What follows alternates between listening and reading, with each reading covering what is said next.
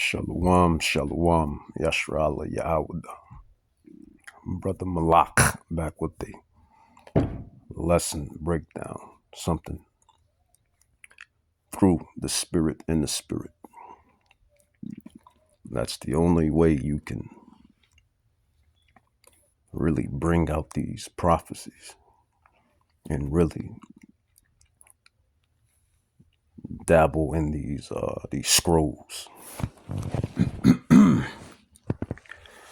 So word just in, looks like the old eagle is back at his old ways. The old eagle is back at its old ways. The old eagle is back at its old ways. And that's specifically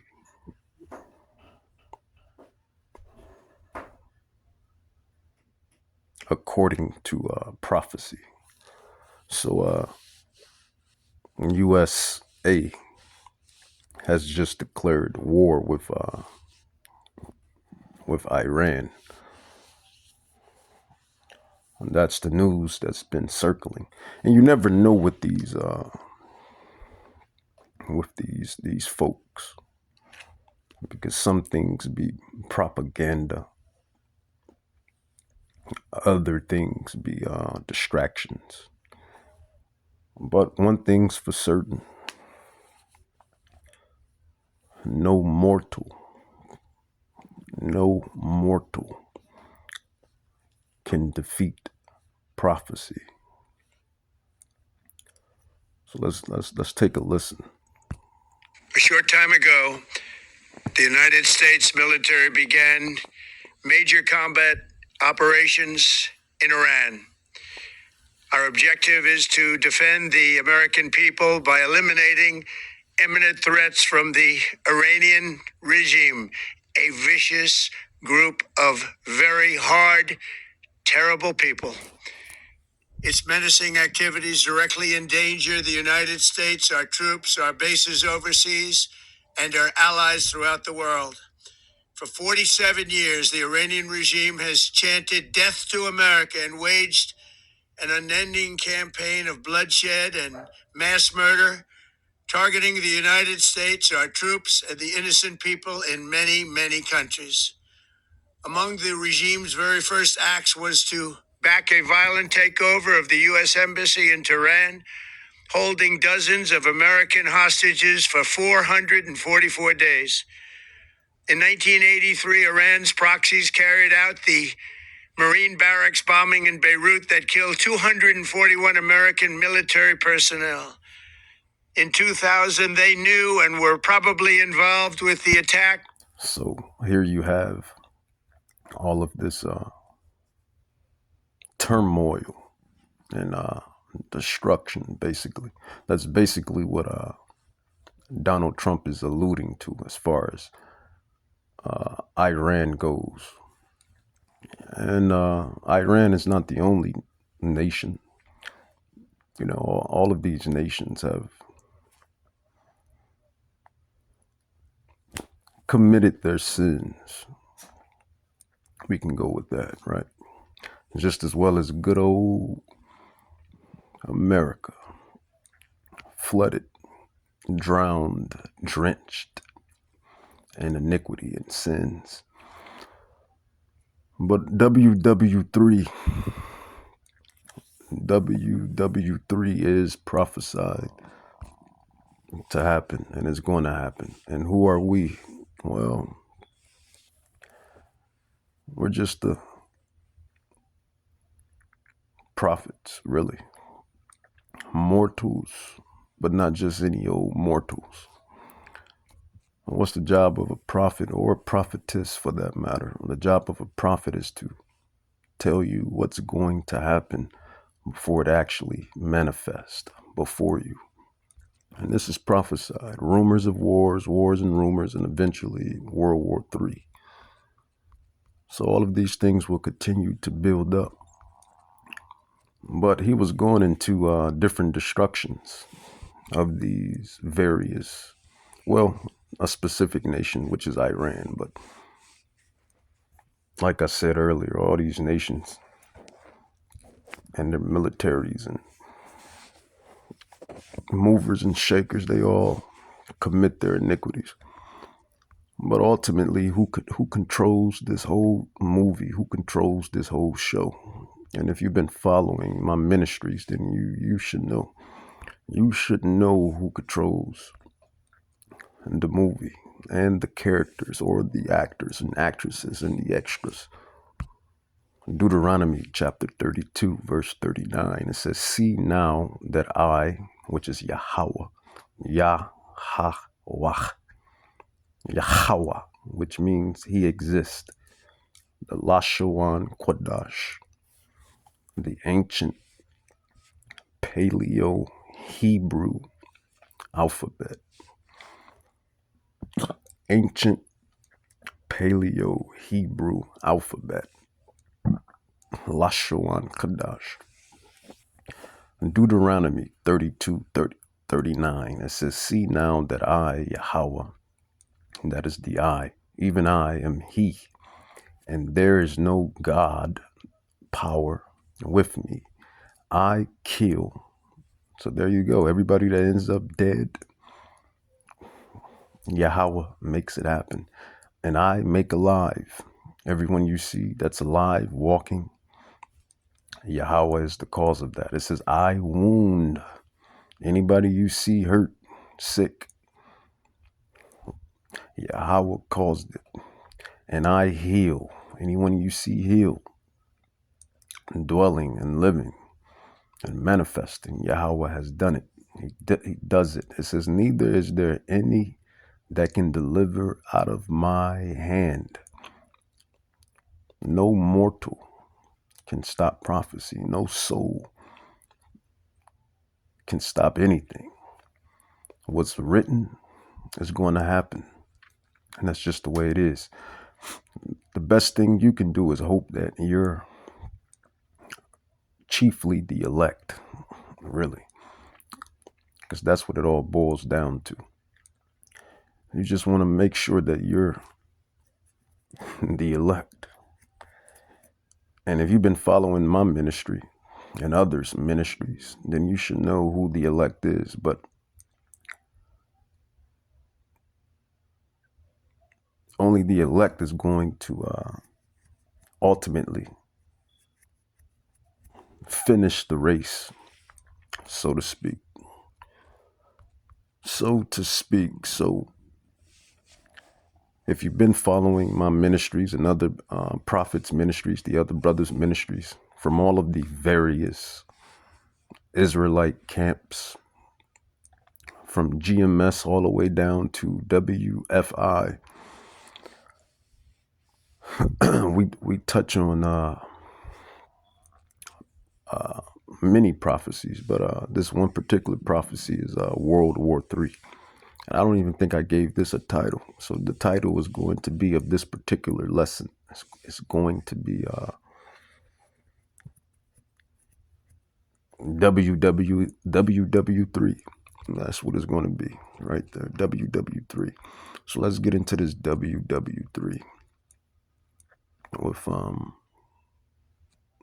really a good prophet. I mean, all of the prophets are amazing in their own right.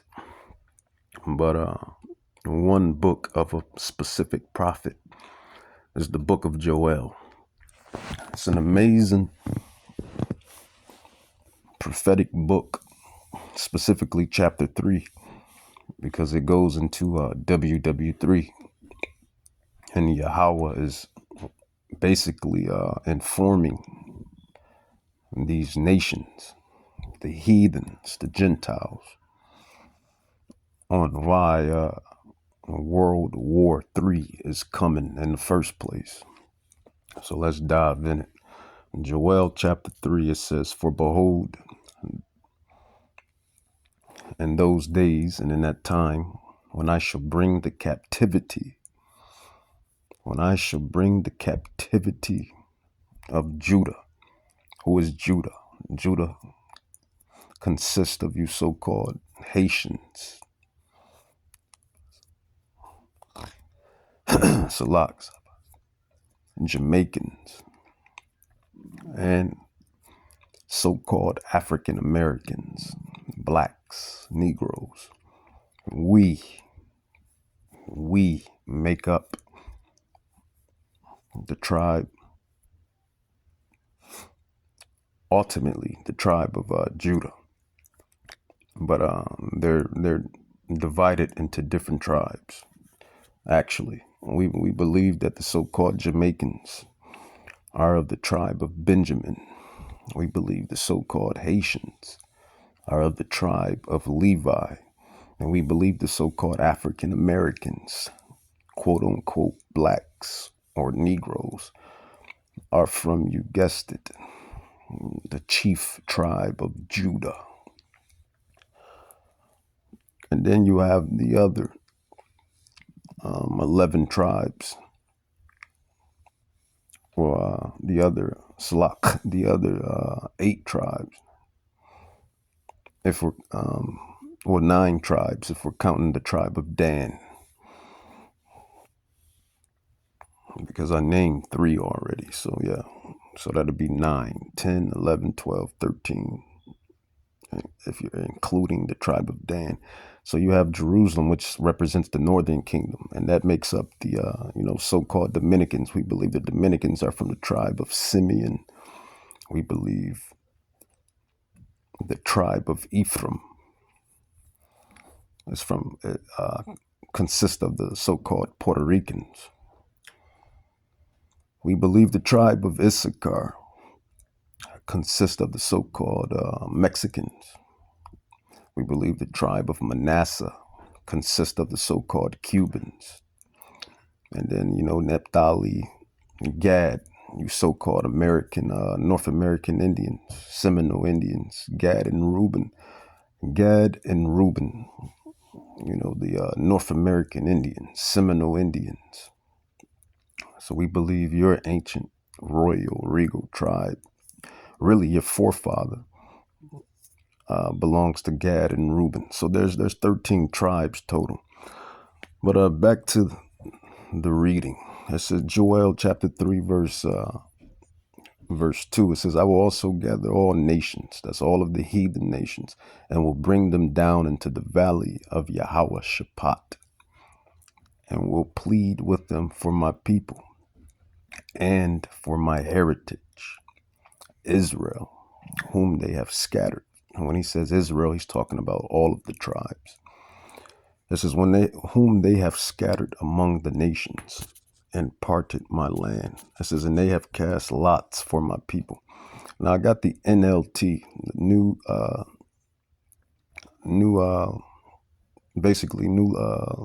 translation, new literature translation, or new, I forget what the L stands for specifically, but Joel chapter 3, King James version. It says, and they have cast lots for my people, and have given a boy for an harlot, and sold a girl for wine that they might drink.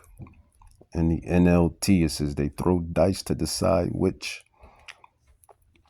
of my people would be their slaves, and they traded boys to obtain prostitutes, and sold girls for enough wine to get drunk. It says, what do you have against me, Tyre and Zidon, and you cities of Philistine? Salak. All right, continuing on. Excuse my background. You know how this thing goes every time I get into this word. But I'm pretty sure that's the same thing for other brothers in Akim and even the Akwas, the sisters. Whenever you dabble into the scrolls, dabble into something spiritual and important, really spiritual, it's like it's always some entities trying to stop it, right? Trying to deflect the word, trying to make you stop and yada yada blaza blaza, right? Right. but the word is going to come out regardless. And it never fails. Like, you can be doing nothing. You can be doing jack nothing. No noise, no distractions, nobody calling your name, nobody calling you, yada yada. But the minute you blow the dust off the book and dive into these prophecies and get into the spiritual, deeply spiritual matter, and that's when all the distractions comes. But it's good though, right? Because we are warriors, man. We are the Israelites. And Yahweh Bahashim Yahweh Shai is going to protect everything through the spirit. Spiritual. Most people don't understand this. Everything is spiritual. See, but your movers and shakers of society, they know everything is spiritual. They know about the spiritual realm. They know the angels exist. They know the demons exist. They know Yahweh Shai, Hamashiach, and Yahweh exists. And they know Hasatan exists. Because the spiritual realm is realer than everything you see in this physical realm. But back to business, I gather, right? Joel chapter 3. Verse 3, it says, and they have cast lots for my people, and have given a boy for an harlot, and sold a girl for wine, that they might drink. And when you read it in the NLT, it says they threw dice to decide which of my people would be their slaves. They traded boys to obtain prostitutes, and sold girls for enough wine to get drunk.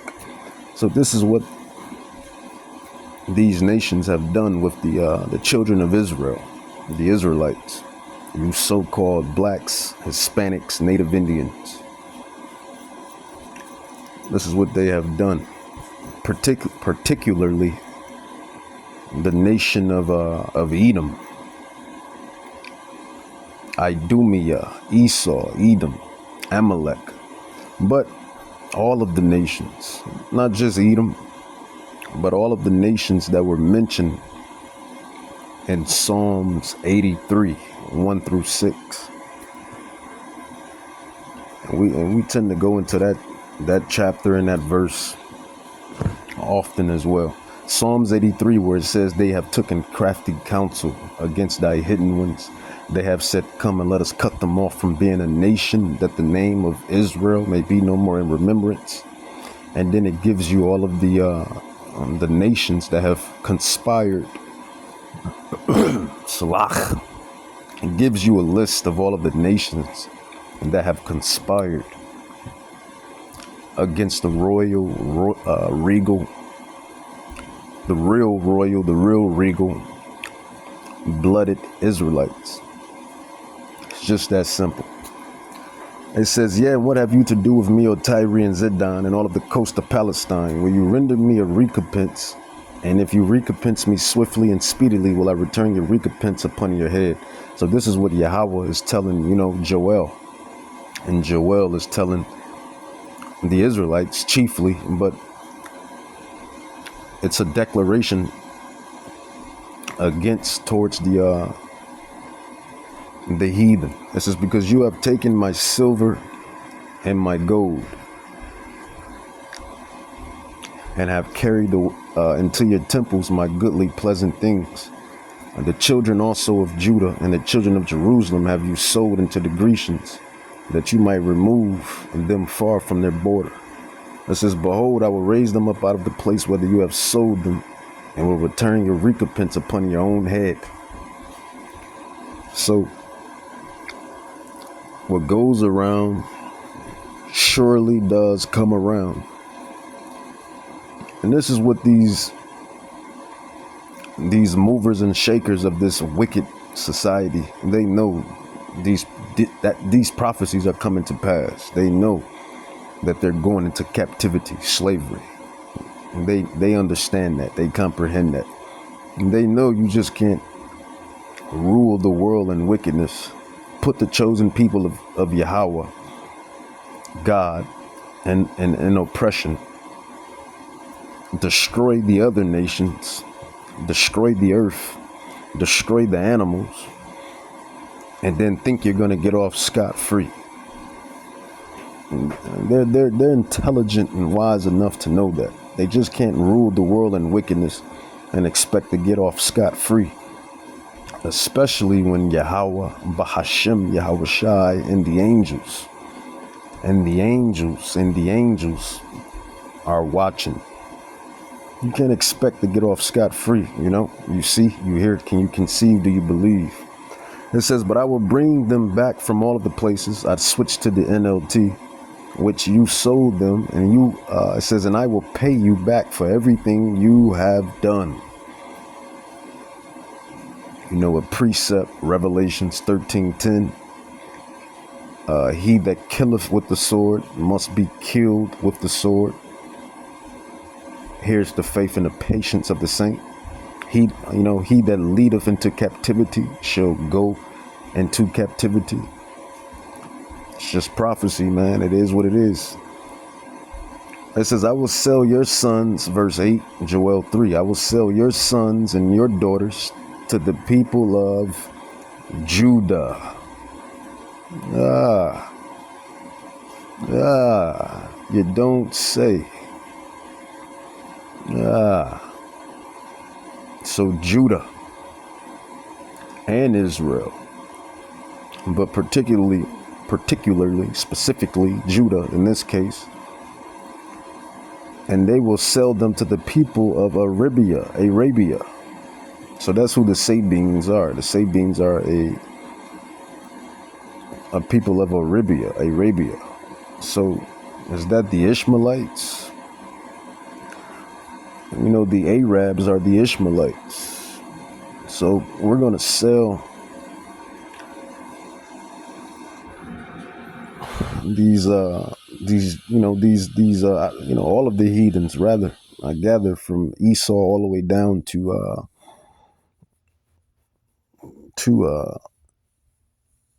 Ishmael or Elam, but we're going to sell them to the people of Arabia, the Sabians. It says, I, Yahweh, have spoken this. So it ain't a damn thing they can do about it. It's not a damn thing we can do about it. I mean, the creator of everything, the creator of every single thing and manifestation has declared this. How can you go against it? How can you alter it? And see, that's one thing Esau tries to do. He tries to alter prophecy. And I got to give him, a little credit, right? I give him a little credit. Give him a little credit. He tries to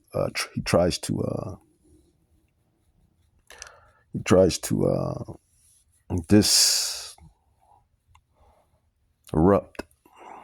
I like that term better. He tries to disrupt prophecy, tries to throw prophecy off of its path, so to speak. Esau, Edom, Amalek. He tries to throw prophecy off of its path, so to speak. He tries to disrupt it. But no mortal can stop prophecy. The Israelites, you've seen what we were in times past. King Solomon, King David, King Saul, King Hezekiah, King Absalom, King Jeroboam, Rehoboam. Beautiful kingdoms. These beautiful kingdoms and beautiful rulerships and beautiful reigns, so to speak. Even though some of those, those kings that I named, they went off. They were wicked. I mean, even Solomon went off, right? Even King David went off. But you see, from that all the way to this. So no mortal can stop prophecy. That's my point. Every empire has its fall. So that brings us here. Fast forward 2026, 2027. USA Back at it with good old Iran. Good old USA back at it with Iran.